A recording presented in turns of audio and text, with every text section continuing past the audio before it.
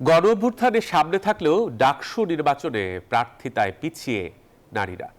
ভোটের ক্ষেত্রে ছাত্রীদের কাছে নারী প্রার্থীরা কিছুটা এগিয়ে থাকলেও অগ্রাধিকার পাবে যোগ্যতা। বিশেষজ্ঞরা বলছেন পরিবার, সমাজ ও রাষ্ট্রে যে নারীরা পিছিয়ে আছে, ডাকসু নির্বাচনে প্রার্থীদের অবস্থান তারই প্রতিফলন, যেখানে এবার বড় প্রতিবন্ধকতা সাইবার বুলিং। অন্তরা বিশ্বাসের রিপোর্ট।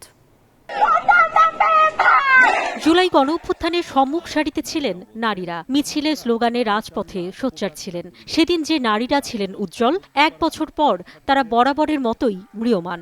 ডাকসু নির্বাচনে নারী প্রার্থীদের সংখ্যা যেন তারই প্রমাণ। গণমানুষের অধিকার আদায়ের লড়াইয়ে এগিয়ে থাকলেও ক্ষমতার লড়াইয়ে এখনো তারা পিছিয়ে। ডাকসু নির্বাচনে 28টি পদের বিপরীতে প্রার্থী 471 জন, যাদের মধ্যে নারী 62 জন, যা মোট প্রার্থীর 13%। যদিও ডাকসুতে মোট ভোটারের 48%ই নারী। এতে স্পষ্ট বিশ্ববিদ্যালয়ের ছাত্রদের তুলনায় যোগ্যতায় সমানে সমান ছাত্রীরা, কিন্তু প্রতিদ্বন্দ্বিতায় ছাত্রীদের সংখ্যা কম। এরই মধ্যে নারী প্রার্থীদের সামনে আনতে বেশ কিছু উদ্যোগ নিয়েছে ছাত্রদল। ভবিষ্যতে সকল প্যানেল ছাত্রী প্রার্থীদের সংখ্যা বাড়াবে বলে প্রত্যাশা শিক্ষার্থীদের।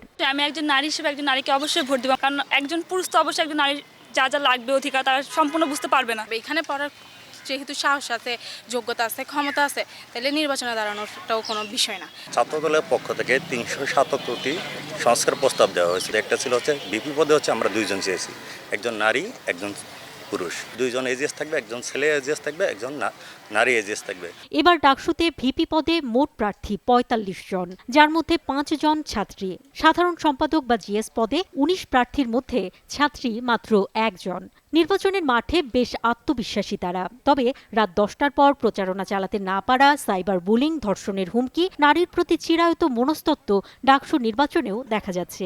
এখানে নারী, পুরুষ সবাইকে প্রতিনিধিত্ব করবেন, নির্বাচিত ছাত্র প্রতিনিধি হিসেবে আসবেন, সবার কথা বলবেন, সেই হিসেবে আমরা ওনাকে আসবো, কিন্তু কোটা ব্যবহার করা যাবে না। এখানে অভ্যুত্থানের পরে কিন্তু স্বাভাবিকভাবে মেয়েদের যে হিস্সাটা ছিল, মেয়েদের সব জায়গায় অংশগ্রহণ কিন্তু অনেক বেশি কমে গিয়েছিল। গত 1 বছরে যেভাবে করে নারীদের রাস্তাঘাটে হেনস্থা করা, সাইবার বুলিং করা, এগুলোর পরিমাণটা বেড়েছে, এবং সেটা দেখা যাচ্ছে যখন কোনো নারী সেটার বিরুদ্ধে প্রতিবাদ করছে, তখন কিন্তু পাল্টা তার বিরুদ্ধে বুলিং হচ্ছে, তাকে হ্যারেস করা হচ্ছে।